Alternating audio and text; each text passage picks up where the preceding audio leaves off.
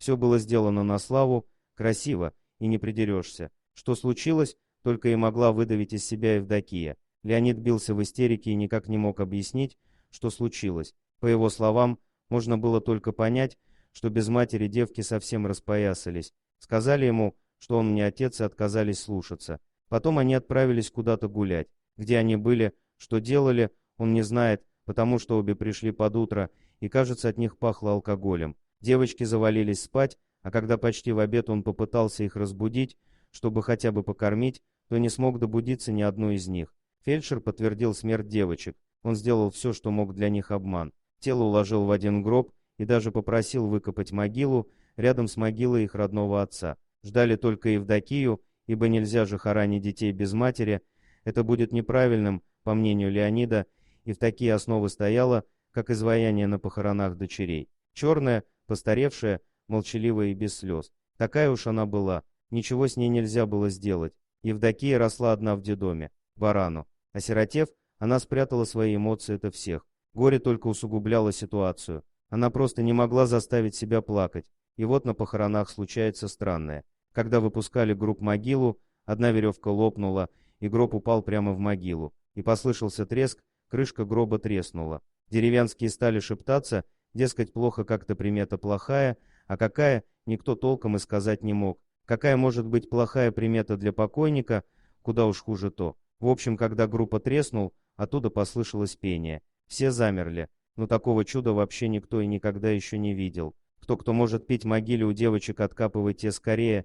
Это мои девочки поют, я узнаю их голоса. Словно выйдя из оцепенения, закричала Евдокия. Люди кинулись откапывать те немногие куски земли, которые уже успели покидать в могилу. Из трещины в крышке и вправду доносились звуки колыбельной. Это моя песня, я пела ее девочкам, когда они были совсем маленькие.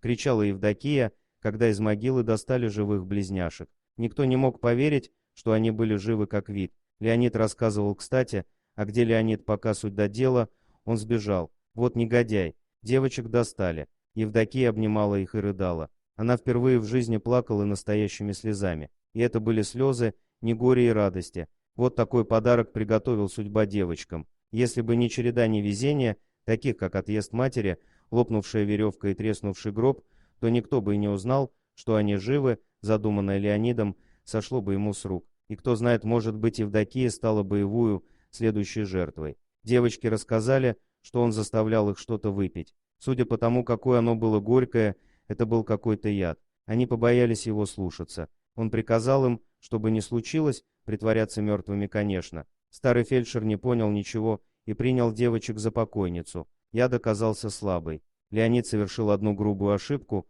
которая и спасла жизнь девочкам. Яд он рассчитал, исходя из веса одной девочки, отдал обеим. С математикой Леонид никогда не дружил. Когда веревка лопнула и гроб треснул, девочки решили, что уже все кончено и теперь они окажутся на том свете. Им было страшно, и они стали петь колыбельную песню, ту самую, которую каждый человек помнит с детства, ту, которую пела им мать. Евдокия слушала и, не переставая, лила слезы. Какая же она была глупая и бесчувственна дура. Как она могла допустить, чтобы с ее детьми такое случилось? Она испугалась, видимо, больше сестры, и от страха у нее на голове появилась одна прядка седых волос. Теперь девочки уже не были так сильно похожи друг на друга. Даже Евдокия могла различать их по этой прядке. А Лиане то вскоре поймали. Но сами догадаетесь, что с ним сделали. Дорогие друзья, если вам понравилось видео, поставьте лайк, а также подписывайтесь на канал, где найдете еще много интересного.